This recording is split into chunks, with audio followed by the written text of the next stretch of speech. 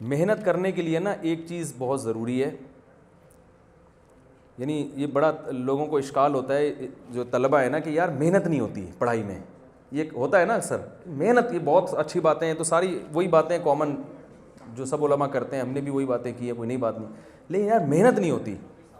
محنت کے لیے ایک اصول ذہن میں رکھیں کہ سارا دن محنت نہیں کرنی پہلے تو یہ، ورنہ 2 دن کے بعد تھک ہار کے بیٹھ جائیں گے. ہمارے جامعہ میں ایک بڑے سینئر استاذ ہیں، بہت اللہ نے ان کو علم بھی دیا، ترقی بھی دی، اور فیوچر میں انشاءاللہ امید ہے حضرت مفتی تقی عثمانی صاحب کے لیول کے بنیں گے وہ.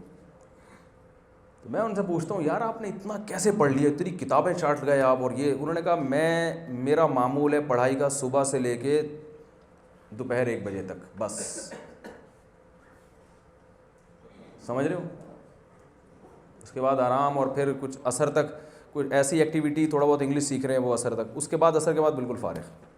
پھر اگر کچھ کرنا بھی ہے نا تو بوجھ نہیں ہوگا، اپنی مرضی سے کوئی کتاب کا دل چاہ مطالعہ کر لیا، نہیں تو نہیں.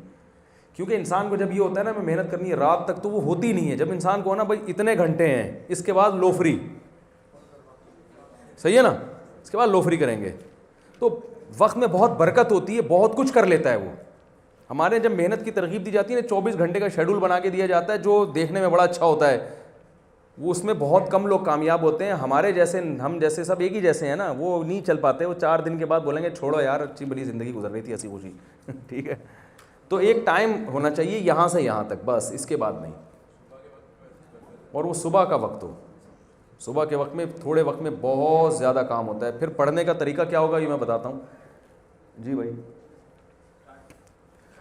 اچھا ابھی میں یہ بات کر لوں پھر تاکہ میرا ٹاپک مکمل ہو جائے نا.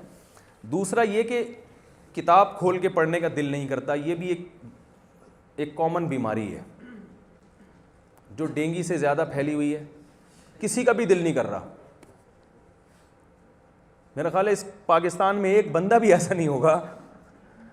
اب جب دل ہی نہیں کر رہا، کسی کام میں دل ہی نہیں لگ رہا ہے اور جھنجھلاہٹ ہونا شروع ہو گئی، تو وہ ساری موٹیویشن ایک طرف رہ جاتی ہے. درخت لگانا اور قیامت اور جنت میں ثواب اور وہ فرشتے آئیں گے، حوریں ملیں گی. آدمی کہتا ہے یہ جو ٹینشن ابھی مل رہی ہے. تو یہ بات خوب یاد رکھیں، ہم نے بڑے بڑے علماء سے سنا ہے جنہوں نے علم میں بڑی ترقی کی ہے. انہوں نے کہا کہ دیکھو بھائی ایک ٹائم نکال کے رکھو اور اس میں کتاب لے کے بیٹھ جاؤ، اس میں کتاب لے کے بیٹھ جاؤ. ٹھیک ہے نا، 75% کام انشاءاللہ ہو گیا آپ کا. اس کے بعد جھنجھلاہٹ اس لیے بھی ہوتی ہے کہ یہ پتہ ہی نہیں ہوتا ہے کہ پڑھنا ہے کیسے. تو علماء نے ایک بات کہی ہے، اور یہ اصول دینی مدرسوں کے لیے بھی ہے کیونکہ پڑھنے کا طریقہ تو سب کا ایک ہی جیسا ہے نا، اور یہ یونیورسٹی کے طلباء کے لیے بھی ہے. وہ طریقہ یہ ہے کہ جو لیکچر کل آپ نے ٹیچر سے سننا ہے اس کو ایک دفعہ آپ پہلے اپنے طور پر پڑھ لیں. پڑھنے کتنا پڑھ لیں؟ اتنا پڑھ لیں کہ آپ کو پتہ چل جائے کہ کون سی ایسی چیز ہے جو مجھے ٹیچر کے بغیر خود ہی سمجھ میں آ رہی ہے، اور کون سی ایسی چیز ہے جس میں مجھے ٹیچر کی ضرورت ہے. پہلے دن اب کتاب کھولیں گے تو 99.9% ایسی چیزیں ہوں گی جو آپ کو سمجھ میں نہیں آ رہی ہوں گی، صرف 0.1% ایسی چیز ہوگی جو آپ کو خود سے سمجھ میں آ رہی ہوگی. پہلا دن سمجھ میں آ گیا، اس کے بعد ناغہ نہیں کرنا ہے، لیکچر کو غور سے سننا ہے. تیسرا کام یہ کرنا ہے کہ اس لیکچر کا ایک دفعہ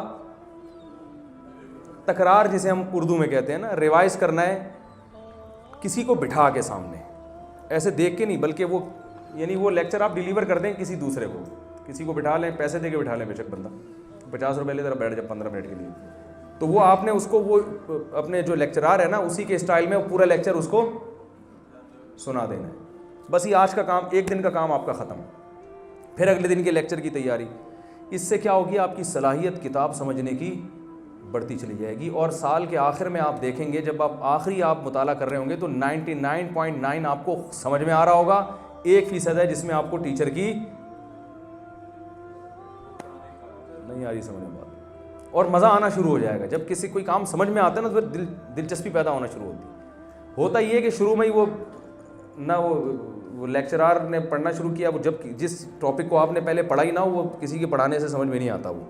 وہ شروع میں بوریت، پھر سمجھ میں نہیں آ رہا، پھر جھنجھلاہٹ، پھر کیا مصیبت، یہ کیا ہے، یہ کیا لکھا ہوا ہے، کیا ہے.